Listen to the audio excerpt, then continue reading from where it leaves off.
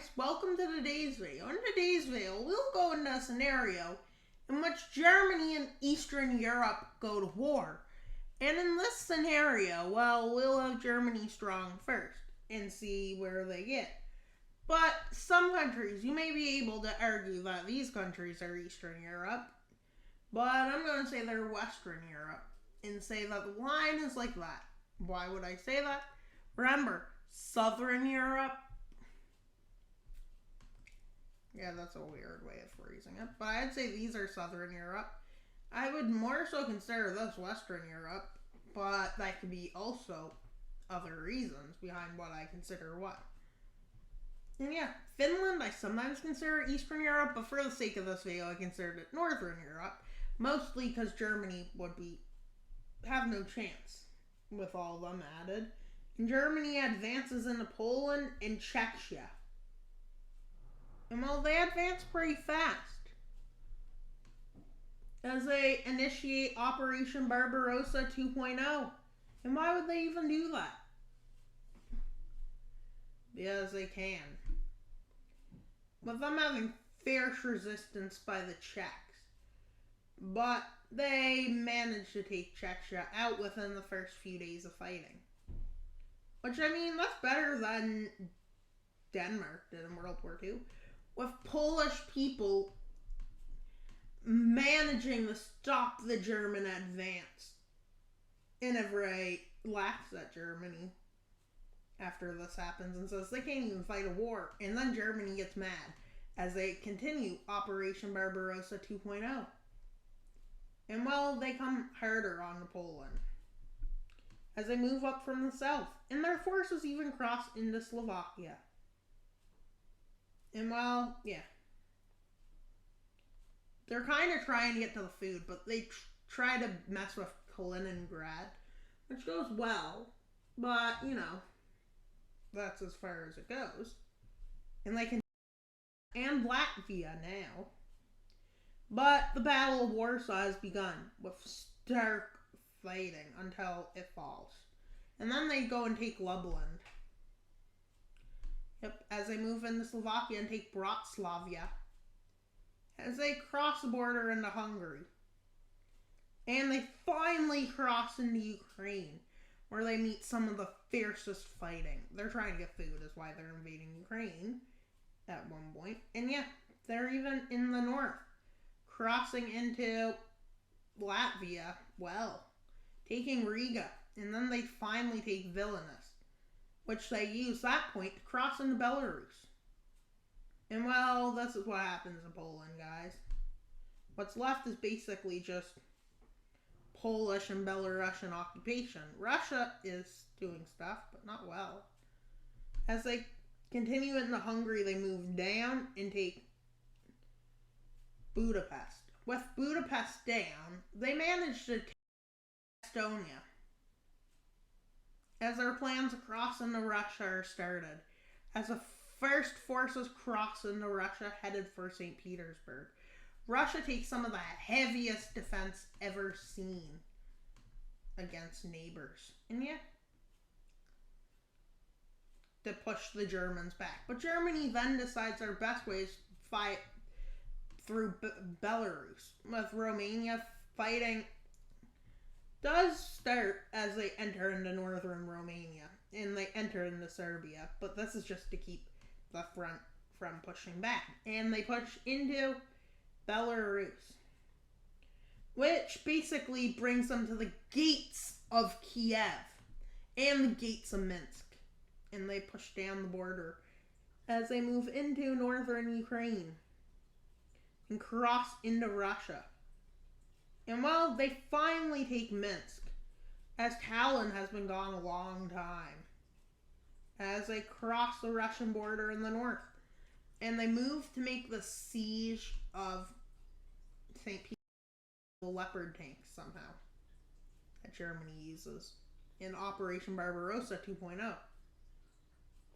And well, yeah. You can see how this is going. And yeah, they're moving far into Russia. But they must get further. As they move towards Moscow, the Battle of Moscow breaks out. And they even encircle Moscow, and they're fighting teeth and nails. But, unfortunately, they now have St. Petersburg encircled. And the starvation of St. Petersburg has happened. But at the same time, Russian forces push them back. Failed miserably. So now the next operation comes, which has to work with oil in Romania, food in Ukraine. And yeah. And that's how far they get. They almost take out Ukraine, as they take Kyiv and many other major Ukrainian cities.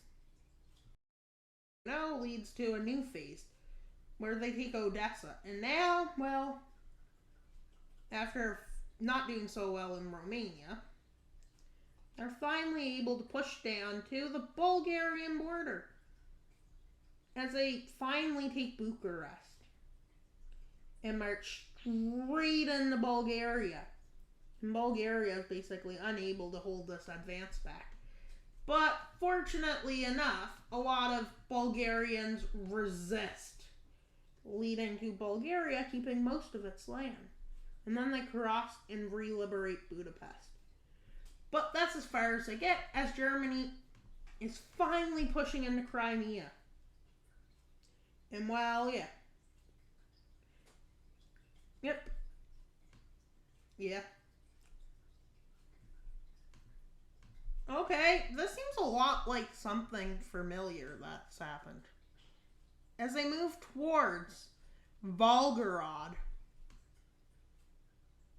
And well, this fails as the Russian winter comes. The third Russian winter is a specifically harsh one, as the Germans freeze to death again. Really, they never learn. With Russia having major advances on the front lines, a lot of German forces become in trouble. As now they push up. And well, yeah. Well, Russia's kind of just rushing again. And Russia pushes in. Within months, Belarus and Ukraine are almost fully liberated. Wait, what? Look how much of Ukraine they have liberated. This is like in months.